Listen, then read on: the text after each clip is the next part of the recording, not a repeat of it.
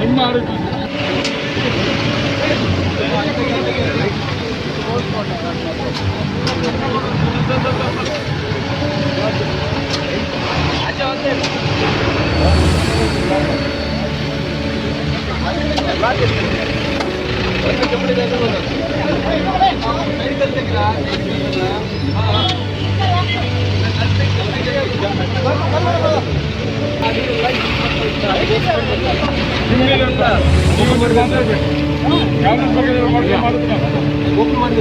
ಏನು ಡೌನಲ್ಲಿ ಎಲ್ಲಿ ಎಲ್ಲಿ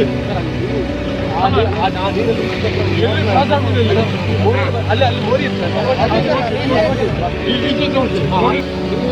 ನೆರೆ ಬರಲಿಲ್ಲ ಯಾರು ಬೋಲ್ಕೋಟ್ ಹೋಗಲಿಲ್ಲ